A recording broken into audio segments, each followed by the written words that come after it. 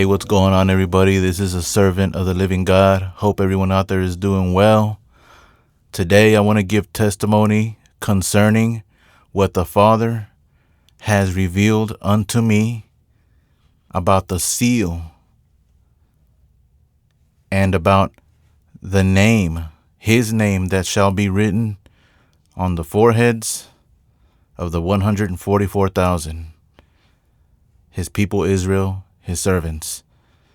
So let's get right into this.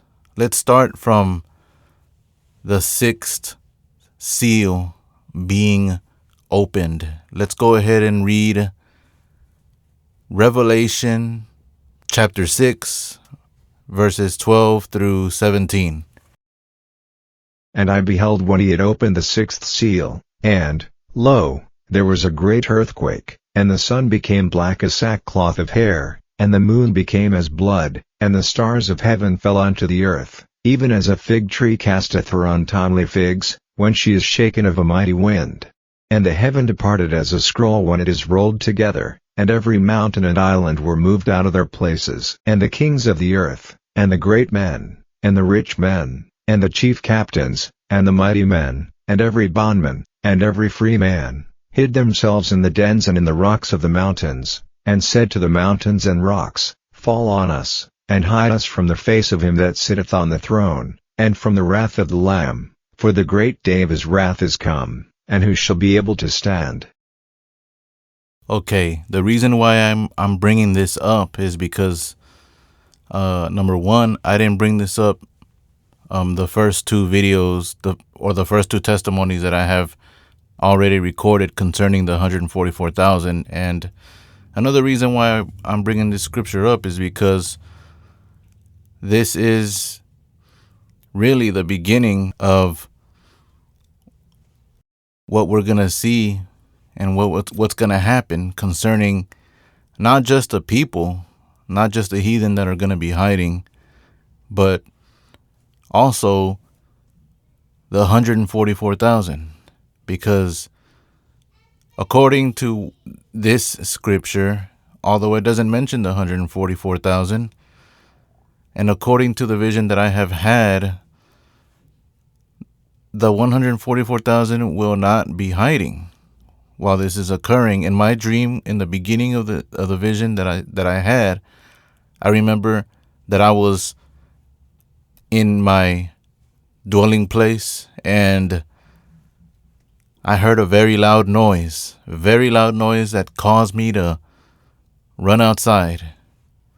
And after reading this scripture, I come to realize that loud noise that I heard in the vision was probably the earthquake or the sky being unrolled, as it says, like a scroll, and or maybe even the stars falling. So, in a dream, I ran out of my dwelling place and I was taken up to the clouds, as I have testified before. Okay, now, let's listen to Revelation 7, verses 1 through 4. Chapter 7. And after these things I saw four angels standing on the four corners of the earth, holding the four winds of the earth, that the wind should not blow on the earth, nor on the sea, nor on any tree. And I saw another angel ascending from the east, having the seal of the living God, and he cried with a loud voice to the four angels, to whom it was given to hurt the earth and the sea, saying, Hurt not the earth, neither the sea, nor the trees, till we have sealed the servants of our God in their foreheads. And I heard the number of them which were sealed, and there were sealed 144,000 of all the tribes of the children of Israel. Okay, now what we heard right here was the seal of the living God being placed on his servants. Okay, now the first thing that I want to point out, and the first thing that I want to testify about, was where it said about the four angels that stood on the four corners or the four winds, holding back the winds, and then another angel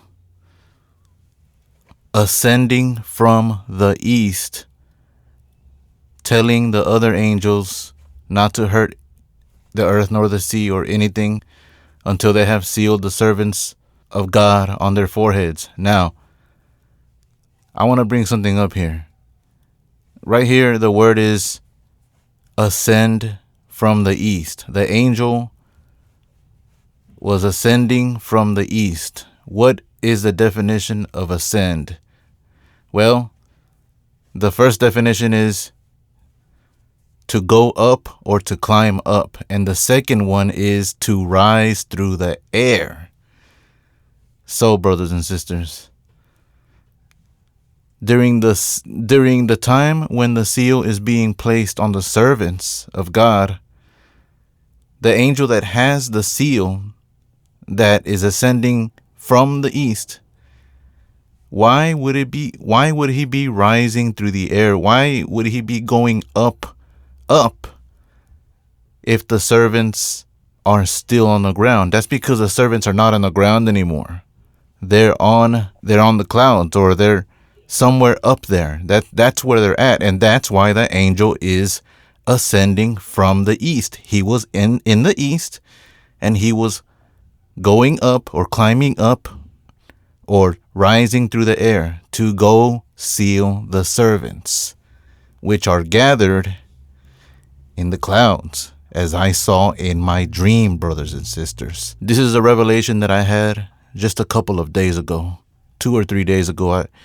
Father showed this to me and caused me to realize this, and it just makes the vision that much more real and that much more true, and that it is indeed from God.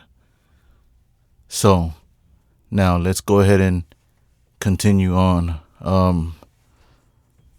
Okay, when we go to the 5th trumpet, John talks about that he sees like beetle-like things coming from the bottomless pit, and that they are commanded to sting everyone except those that have not the seal of God on their foreheads. Now, right there, it is still talking about the seal.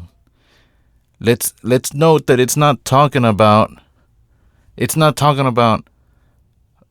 Father's name on their foreheads. It's still talking about seal. Now let's talk about the word seal and what it means. The Greek word for seal is sphragies. Okay. Now the first definition for the Greek word of sphragies or seal is a signet as fencing in or protecting from misappropriation. And another definition is to impress as a mark of privacy or genuineness, figuratively or literally. So those are the two main definitions of sphragies, which is a Greek word for seal. And brothers and sisters, I gotta say, this really, really makes a whole lot of sense, because let's go ahead and read Ezekiel chapter 9, 1 through 6. He cried also in mine ears with a loud voice, saying, Cause them that have charge over the city to draw near, even every man with his destroying weapon in his hand. And, behold, 6 men came from the way of the higher gate, which lieth toward the north, and every man a slaughter weapon in his hand, and one man among them was clothed with linen, with a writer's inkhorn by his side, and they went in, and stood beside the brasen altar. And the glory of the God of Israel was gone up from the cherub, whereupon he was, to the threshold of the house. And he called to the man clothed with linen, which had the writer's inkhorn by his side, and the Lord said unto him, Go through the midst of the city, through the midst of Jerusalem, and set a mark upon the foreheads of the men that sigh and that cry for all the abominations that be done in the midst thereof. And to the others he said in mine hearing, Go ye after him through the city, and smite, let not your eye spare, neither have ye pity, slay utterly old and young, both maids, and little children, and women, but come not near any man upon whom is the mark, and begin at my sanctuary. Then they began at the ancient men which were before the house. All right, brothers and sisters, as you heard right here, Ezekiel was having a vision that Father was showing him concerning what was going to happen to the inhabitants of Jerusalem during the time that Nebuchadnezzar was going to come invade. But what I want to highlight here is how he showed him the man wearing linen with a pen or with a writer's inkhorn, and Father commanded this man with linen to set a mark on the foreheads of the men that sigh and cry for the abominations that were being done. And after that, Father commanded for everyone who did not have the mark on the forehead to be killed. Isn't it similar to what's going to happen with how people, the 144,000 are going to be sealed, and they're going to be kept protected from the tribulation, the great tribulation that's going to come? And isn't it also interesting that right here in Ezekiel, it talks about that it's a mark that was set on their foreheads. And when you go to Revelation, it talks about them being sealed on the forehead. And what is the Greek definition that I just read, that I read right now for the Greek word sphragios? That one of the definitions is a mark. A mark. And it's just, and the fact, and also protection, literal and figuratively. But I gotta say, brothers and sisters, I think that the seal is going to be both literal and figuratively. He's going to protect us by setting an actual seal on the foreheads of the 144,000 children of Israel that are to be sealed. And he's going to protect us figuratively. That's what I think, and that's what it looks like. Everything is matching up, brothers and sisters. Everything is matching up perfectly. And now I want to talk about when and where Father's name is going to be written on the foreheads of the 144,000. Okay, let's start off by reading Revelation chapter 3, verse 12 and 13. Him that overcometh will I make a pillar in the temple of my God, and he shall go no more out, and I will write upon him the name of my God, and the name of the city of my God, which is New Jerusalem, which cometh down out of heaven from my God, and I will write upon him my new name. He that hath an ear, let him hear what the Spirit saith unto the churches. Okay, so right here, Yeshua was talking about what should happen and what's one of the rewards that should be given to those that overcome. And right here, he was talking about the Church of Philadelphia, the only church that's going to be kept from the great tribulation that is going to come upon the earth. And he said, he that overcomes, one of the main things that I'm going to focus on here is that he's going to write his Father's name, or as he put it, write the name of his God on them, on those that overcome, on the Church of Philadelphia. Now, I'm not going to lie, brothers and sisters. When I first read this verse, I actually was thinking that it could be that Yeshua is going to write Father's name on the foreheads of the 144,000 while, like, on the on the forehead, but while they're being sealed. Like, that's going to be the seal. That's actually what I thought. Not going to lie. But after what Father has showed me regarding what I just shared with y'all earlier, I realized that that's not true. Okay? And why I say this is because if you go to Revelation 2 and 3, if you read all those 2 chapters, and you read all that Yeshua has to say about the 7 churches, and you read the rewards that he has said he's going to give, like when he talked about each church, he said, he that overcomes, will I do this? He that overcomes, will I do that? And for instance, he said, on one of them, he said, he that overcomes will walk with me in white, or will wear a white robe. He that overcomes will rule the nations with a rod of iron, even as my Father has given me. Or he that overcomes, I will give to eat of the hidden manna. And he that overcomes, I will give him of the tree of life. He will eat of the tree of life.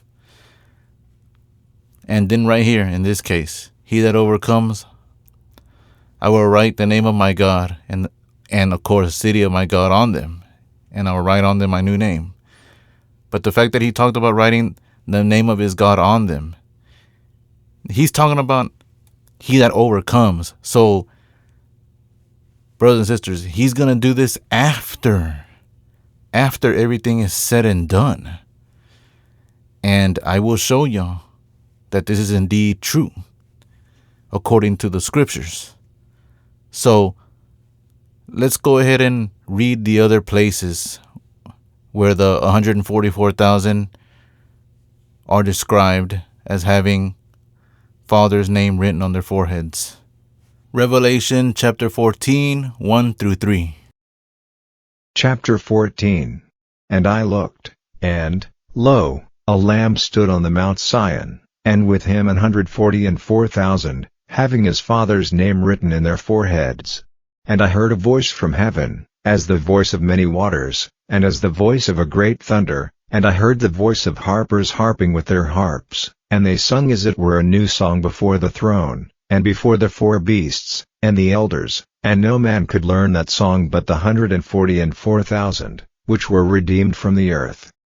Okay, now right here, we heard about the Father's name being on their foreheads, and in order for me to establish and to prove that these verses are indeed having to do with after everything is done and after the nations are judged, let's go ahead and read Zephaniah chapter 3, verses 14 through 17. And the reason why we're going to read this is because in the verse that we just read, we hear it talks about that a great voice from heaven sounding as many waters, and harpers harping with their harps, that they're gonna sing a song, and that nobody could learn that song except the 144,000. So that great voice from heaven is singing a song. Okay? And the only other place in the Bible where it talks about God singing songs having to do with the gathering and the return of the children of Israel to Zion. And now that we know what it is, it's the beginning of the 1,000-year kingdom. Well, we have to assume that this is what it is. And the 144,000 already have the Father's name on their forehead, which means they overcame. So Yeshua wrote his God's name on their foreheads. So let's go ahead and listen to Zephaniah 3, 14 through 17.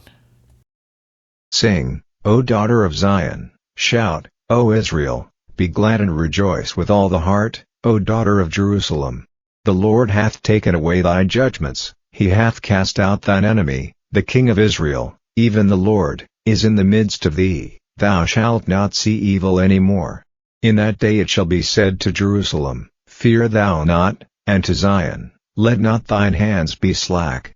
The Lord thy God in the midst of thee is mighty, he will save, he will rejoice over thee with joy, he will rest in his love, he will joy over thee with singing. Okay, so two things here. The first thing is how it said, I have cast out thine enemy. And then, where he says he's going to joy over them with singing. This is victory, brothers and sisters, that he has cast out the enemy of the people of the Lord. And he's talking about Israel. He's talking about Zion. This is what he's talking about. This is exactly what's going on. This is after the defeat of the nations. That's what this is. And then we go to Revelation 14 and we see that the 144,000 already have Father's name written on their foreheads. They overcame. Everything's done. And now let's go ahead and go further. This is going to be the last verse that I'm going to show, because that's the last one where it talks about Father's servants having his name on their foreheads. Revelation 22, verses 3 and 4. And there shall be no more curse, but the throne of God and of the Lamb shall be in it, and his servants shall serve him, and they shall see his face, and his name shall be in their foreheads. Okay, as you see in these two verses, these verses are having to do with the New Jerusalem, with the holy Jerusalem that's going to come down from heaven after the 1,000-year reign of Messiah. And there are the servants of Jehovah, of God, still with Father's name on their foreheads. So it seems like the writing of the Father's name on the forehead is the name is going to be on their foreheads from the beginning of the 1,000-year reign. That's what it looks like when you put everything together. And with everything that Father has shown me in the visions. So that's what's going on, brothers and sisters, with the seal. Now, maybe we can say that, maybe Father is going to cause the 144,000 to get sealed and have Father's name, have his name being written on the foreheads of the 144,000. I mean, maybe both things will be at the same time, but I doubt that, because if that was the case, then it would have said both of them. It would have said the seal and the Father's name at least one time, because we were showed the seal being mentioned 2 times, something like 2 times, and Father's name being mentioned 2 times, but there was not one time where they were mentioned in the same verse or anything like that. So I just think that the seal is going to come in the beginning. I mean, like the mark, should I say, along with the protection, but the mark, as it says the Greek definition also said. And then once everything is done, once Yeshua's kingdom, 1,000-year kingdom, is established, after they overcome, after the 144,000 and the Church of Philadelphia overcome, then will Father's name be written on their foreheads, and it will stay on their foreheads forever. Amen. So I hope y'all got something out of this, because I'm going to tell you the truth. I got a lot out of this. I feel very blessed to be shown all these things, and I feel even more blessed to show these things to whosoever will receive them. My brothers and sisters in Messiah, my fellow servants of Jehovah Elohim. Thank you for listening to this testimony, and may Jehovah bless you. Shalom.